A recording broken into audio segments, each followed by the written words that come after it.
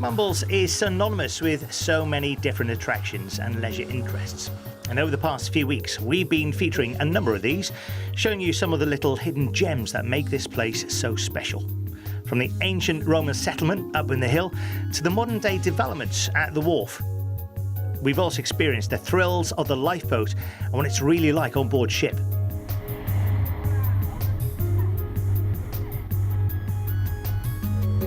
And we've also sampled the delights of the local beers. However, as the summer season draws to a close, we have saved the best to last. Without a shadow of a doubt, the pier is as much a magnet to tourists today as it's always been. The Bollum family are its present owners and are steadily trying to rebuild and restore it to its former glory. Bert Bollum and I chatted over a coffee on the challenges of the restoration and his enjoyment of having such a great job.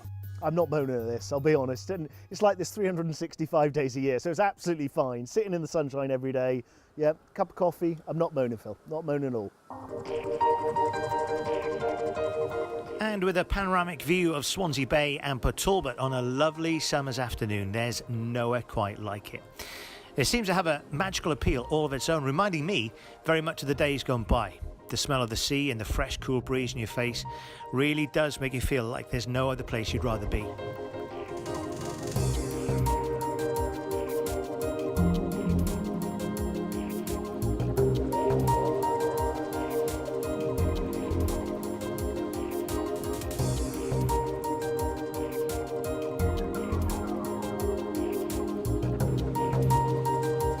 The ebb and flow of the tide around the pier makes it so appealing as hordes of visitors still flock to enjoy the calm and tranquil surroundings of the area. The pier has a wealth of history attached to it, dating right back to 1898 when it was first opened. And you were born into this, weren't you, really? This isn't a job for you, this is a way of life, and always has been. I didn't really get a lot of choice in it. Third generation now, so yeah, pretty much. I was either going to be a carpenter fixing the pier myself or just finding ways to do it. Do you find a lot of pressure with this though, because there are so many people's memories focused on Mumbles Pier? Very much so. It's really a place where people love to come, and it's got so many memories for me, let alone anyone else. It's somewhere where you do believe it belongs to the public as much as anyone else. It's something that has to be, and so yeah, no, I firmly believe it's something that needs to be there, and it's just a matter of always making it work to the best it can. Let's talk about the pier, which is pretty much the jewel. We spoke about this earlier, the jewel in the crown, which is Mumbles. Yes. And it's gone through various stages of development, this, hasn't it? It has. Right back at the start, why do we have a pier in the first place? So the area itself was a terminus for the ferry boat. So they would come in, bringing everyone in, and then there would be trains and trams here. The UK's, or the world's first passenger railway went from here, ferrying people back around the bay. So that was all done here. Then they started to sort of phase this out. The tram was about to go, it looked like it was going. So what they ended up doing then was leasing the land to my grandfather, who then took it on. They then got rid of the tram and it moved from there. During the war, it was requisitioned and miraculously managed to survive intact. Mumbles Pier's presence is quite simply iconic, stretching out almost 835 feet. It has stood the test of time pretty well.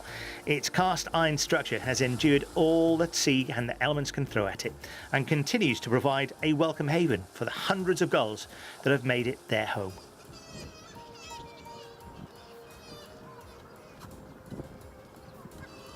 When it first opened, this Victorian structure cost the princely sum of £10,000 to build, and has, over the years, undergone a great deal of change, most notably of late with the addition of a new lifeboat station. However, it's impossible not to consider its beginnings and what it must have been like when it was in use as a terminal for the Swansea and Mumbles Railway and the White Funnel paddle steamers, taking families on trips and enjoying the simple pleasures of the day at the seaside. Funny enough, the enemy of most piers happens to be fire. It's one of those things you need to keep being mindful of. But yeah, there were some buildings on there. There was a small cafe and some toilets. They also had dodgems at one point. There's always been stuff on the pier. And yes, it's something I'd like to do. But however, primarily we need to get the groundworks firmed up first. And that's work in progress, isn't it? It is. I was on the pier last week and it is evolving. We're moving it back slowly, yes. Not quickly enough for most people, including me.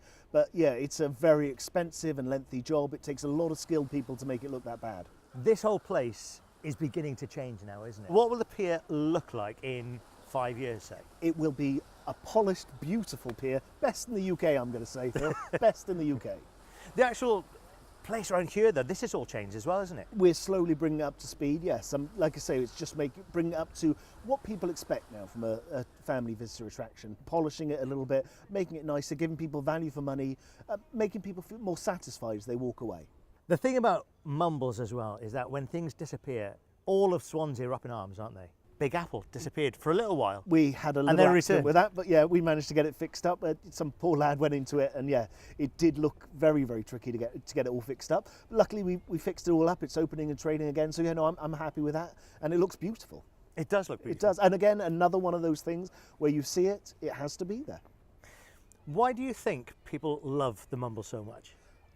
I think for most people, they have a fond memory for the area. I know I have plenty, but a lot of people I talked to met their wives. They were being brought down here as kids.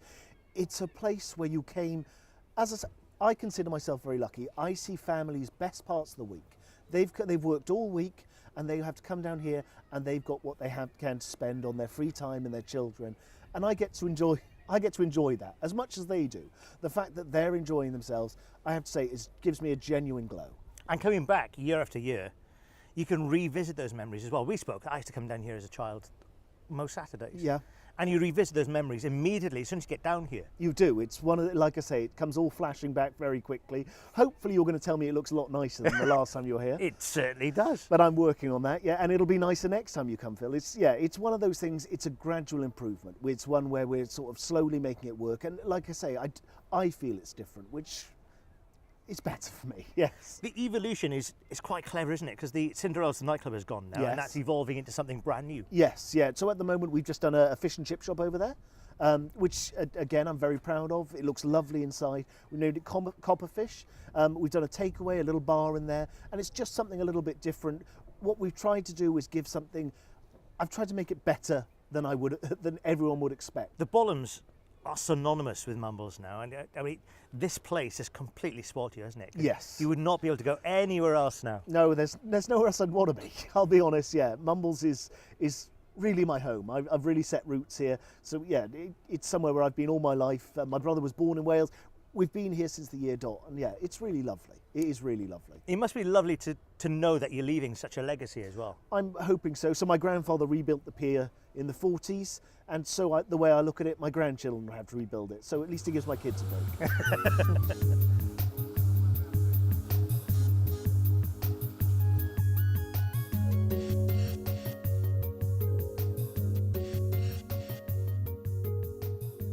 It's hard to ignore the passion that still exists in Burt to want to welcome visitors and to see the pier and all its attractions back in working order for future generations to enjoy and learn about its colourful past. I really enjoyed chatting to him today and finding out what makes him tick. Shame about the fishing though, Burt. Maybe next time I'll bring my rod.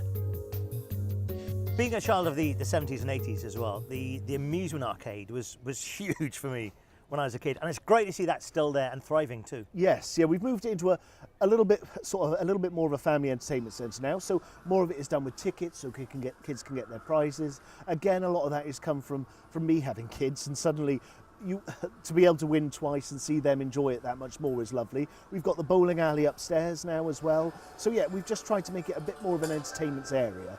And yeah, we've come away from sort of the traditional arcade and made it into a more family-friendly zone. It's worked quite well for us. Having this place as your playground when you were growing up, have you noticed a difference in your kids using it as a playground? Not really. You suddenly learn to appreciate everything that little bit more, and the changes you make. All of a sudden, if you're going around as a child with your children, yeah, you see the things that you weren't happy with.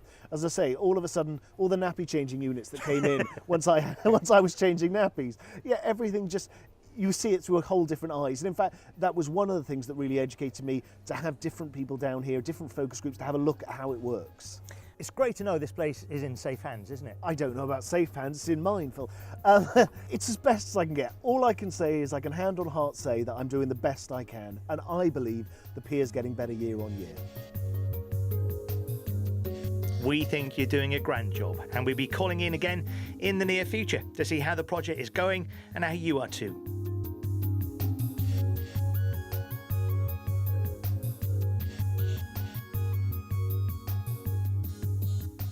Now, don't forget, if you'd like us to feature something that you're involved in, please get in touch at viewers@swansea.bay.tv. We'd love to hear from you. That's it for tonight's programme. We'll be back on Friday at 6:30 for another edition of The Tonight Show. Good night.